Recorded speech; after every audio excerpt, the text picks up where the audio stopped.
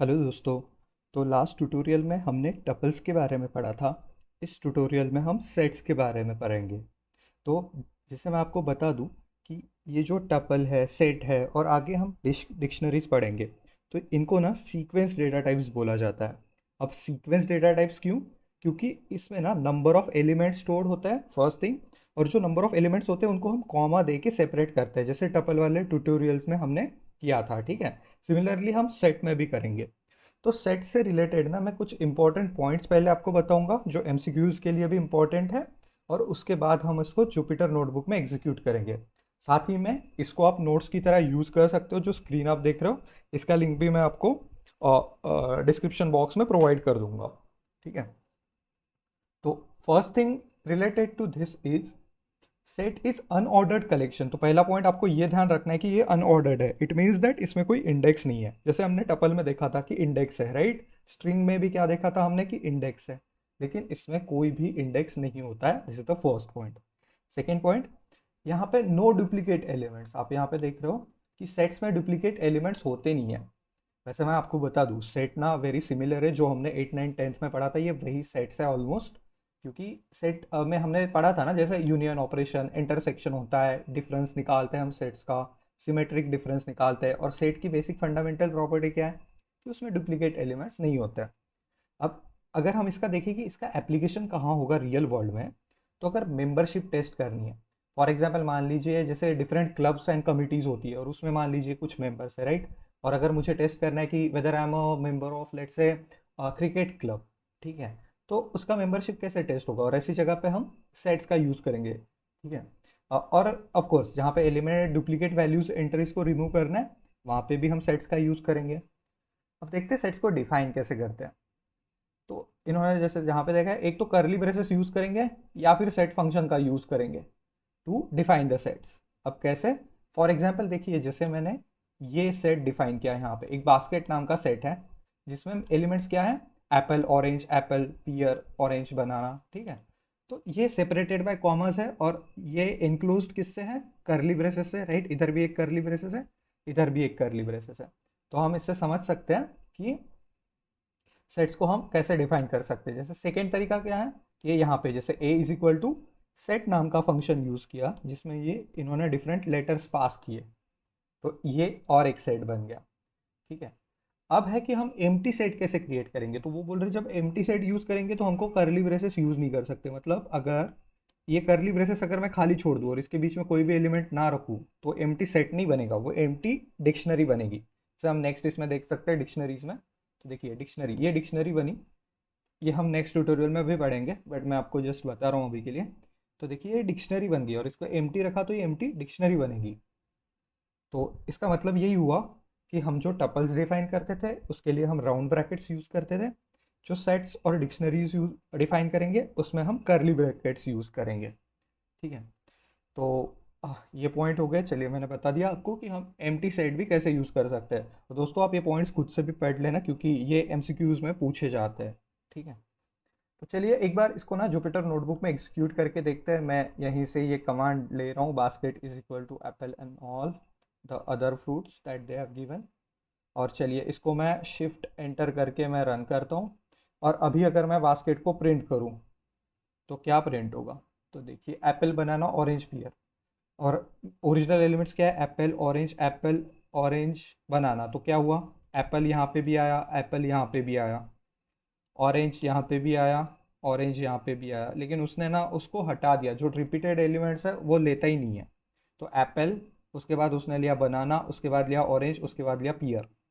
दूसरी नोट करने वाली बात, जो हमने देखा था कि बनाना तो एंड में है, इसने बनाना सेकेंड इसमें ले लिया। ठीक है। तो इसका मतलब ये कोई ऑर्डर मेंटेन नहीं करता है। It is just a set of elements जिसमें डुप्लीकेट्स नहीं रहेंगे। That's the base. ठीक है। अब सिंपली हम टेस्ट कर सकते हैं कि अगर कोई एलिमेंट है या नहीं, with the help of in operator. ठीक है। तो ऑरेंज इन बास्केट, तो आप बता सकते हैं जैसे बास्केट में क्या क्या है, एप्पल, बनाना, ऑरेंज, पियर। तो मैं टेस्ट कर रहा हूँ कि orange whether that is in basket और नॉट, मतलब बास्केट के सेट में ऑरेंज है या नहीं। तो ये बोल रहा है ट्रू, इट मीन्स दैट कि है, राइट, क्योंकि ऑरेंज यहाँ पे है। अगर मैं ऐसा ही कुछ और टेस्ट करूँ, चलिए मैं ऑरेंज की जगह कुछ और कुछ भी ले लेता हूँ। ठीक है। तो फॉर एग्जांपल चलिए मैं मैंगो ले लेता हूँ कि वेदर मैंगो इन बास्केट है या नहीं। तो देखिए इसने फॉल्स रिटर्न किया, विच मीन्स दैट इसमें मैंगो नहीं है ना। तो हम इनसे वो टेस्ट कर सकते हैं कि कोई एलिमेंट सेट में है या नहीं। तो यहाँ पे ऑरेंज की मेंबरशिप टेस्ट हो गई, यहाँ पे मैंगो की। ऑरेंज की मेंबरशिप है true, it means that orange is present. Mango की मेंबरशिप है false, it means that mango is not present. चलिए नेक्स्ट देखते हैं। तो हाँ, इन्होंने ना दो सेट्स डिफाइन किए हैं और इससे हम सेट ऑपरेशंस देखेंगे जो हमने पहले भी पढ़े हुए हैं। तो ए सेट डिफाइन कर दिया और यहाँ पे मैंने और एक सेट बी डिफाइन कर दिया।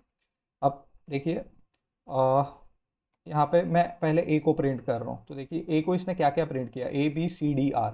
तो ये यहाँ पे तो इतने सारे एलिमेंट्स है लेकिन कुछ कुछ रिपीटेड है ना। ए तो 4 बार रिपीट हुआ है, ऑलमोस्ट 4-5 बार दिख रहा है। तो इसने एक ही बार लिया, तो विच मीन्स दैट सेट में डुप्लीकेशन नहीं होता। फिर से मैं बी को भी प्रिंट कर दूँ तो बी में ये एलिमेंट्स है। तो आपको सिर्फ इतना ध्यान रखना है कि देखिए ए में इतने एलिमेंट्स है और बी में इतने एलिमेंट्स है। अब आप देखिए ए और बी में कॉमन एलिमेंट्स कौन से हैं। जैसे ए है, ठीक है, बी नहीं है, सी कॉमन है, ठीक है। ए और सी दो ही एलिमेंट्स हैं जो कॉमन है, राइट।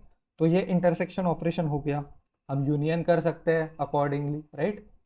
तो चलिए हम अभी देखिए जैसे यहाँ पे डिफरेंट डिफरेंट ऑपरेशंस बताए गए हैं, तो हम इनको अभी परफॉर्म करेंगे। तो ए माइनस बी का मतलब क्या होगा कि the elements which are in A but not in B, ठीक है। तो ए में कौन से एलिमेंट्स है जो बी में नहीं है। जैसे ए और सी तो कट जाएगा, राइट। तो ए गया और सी गया, तो बचे कौन से बी डी एंड आर। तो ए के वो एलिमेंट जो बी में नहीं है। अब देखिए अच्छे से इसको कॉम्प्रिहेंड कीजिए। ए के वो एलिमेंट्स जो बी में नहीं है, तो ए और सी तो है बी में, तो ए कट गया यहाँ से ए में से, और सी भी कट गया। तो बचे क्या क्या, एक बचा बी और इधर बचे डी एंड आर। तो बी डी आर, ठीक है। सिमिलरली हम ये कर सकते हैं ए और बी। इट मीन्स दैट ऐसे एलिमेंट्स दोनों का ये हो गया क्या, यूनियन हो गया, राइट, दोनों का। कि जैसे ए के भी एलिमेंट्स आए, बी के भी एलिमेंट्स आए, जो कॉमन में एलिमेंट्स हैं वो एक ही बार है। जैसे A B C D L M R Z, आप देख सकते हो इन दोनों के सारे एलिमेंट्स इसमें आ गए। तो ये कौन सा ऑपरेशन हो गया सेट का, ये हो गया यूनियन, राइट। तो उसके बाद देखते हैं ए एंड बी। चलिए ये है इंटरेक्शन। सिंपली इंटरेक्शन मतलब क्या, दोनों में कॉमन एलिमेंट्स कौन से है। तो देख सकते हैं आप ए में ये एलिमेंट्स है, बी में ये एलिमेंट्स है, और हमने देखा था कि ए और सी कॉमन में है। तो ए एंड बी को अगर मैं प्रिंट करूँ तो इसने ए और सी ही रिटर्न किया है। तो ये हो गया ऑपरेशन। जैसे मैं यहाँ पे कमेंट दे सकता हूँ एक, कि ये ऑपरेशन हो गया मेरा यूनियन, और ये ऑपरेशन हो गया मेरा इंटरसेक्शन ऑफ सेट्स, राइट। इसको क्या बोलते हैं, इसको कमेंट बोलते हैं ना। हमने पहले ट्यूटोरियल में पढ़ा था, जैसे हैश देके लिखते हैं तो उसको कमेंट बोलता है पाइथन में। और ये बोल रहा है लेटर्स इन ए और B but not in both. तो इसके लिए ये ऑपरेटर इन्होंने यूज़ किया है, ठीक है। तो इसमें क्या प्रिंट हुआ कि ए और बी के ऐसे एलिमेंट्स, ये एग्जैक्टली इंटरसेक्शन के रिवर्स है, आप समझ सकते हो। ए और सी कॉमन एलिमेंट्स दे रहा था, ये क्या कर रहा है, ए और बी के ऐसे एलिमेंट्स जो कॉमन में नहीं है। तो बी और डी यहाँ पे आए, इससे बी डी और आर आएंगे, राइट। बी डी और आर ये तीन एलिमेंट्स आए ए से, जो कॉम जो बी में नहीं है, और बी के है एम एंड जेड, ठीक है। एम जेड एंड एल, ये एलिमेंट्स, हाँ यस एल ऑल्सो। तो ये एलिमेंट्स ऐसे हैं जो बी में है बट ए में नहीं है। तो ये सारे एलिमेंट्स का इसने और एक सेट बना के हमको दिया है। एक वेरी सिंपल है, आप फिर से लगे तो ट्यूटोरियल को देख सकते हो या फिर यहाँ से भी आप पढ़ सकते हो, ठीक है। अब इन्होंने बोला है लिस्ट कॉम्प्रहेंशंस भी होते हैं। तो चलिए मैं आप इस कमांड को एग्जीक्यूट करके एक बार समझा देता हूँ।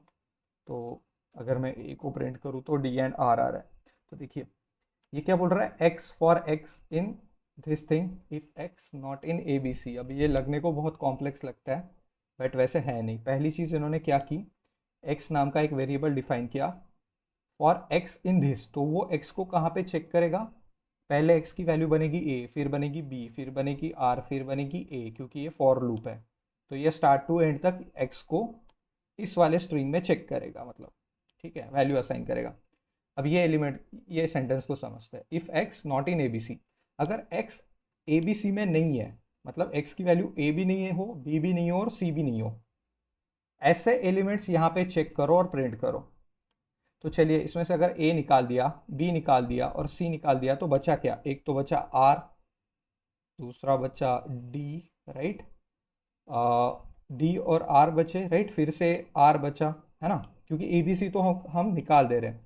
हम कैसे चेक कर रहे हैं कि एक्स को ट्रैवर्स कर इस वाले स्ट्रिंग में, मशीन को हम वही बोल रहे हैं, एक्स को ट्रैवर्स करना इस वाली स्ट्रिंग में, बट वो एक्स ए बी सी में नहीं होना चाहिए। तो बचा क्या है इसमें? एक बचा आर और दूसरा बचा डी।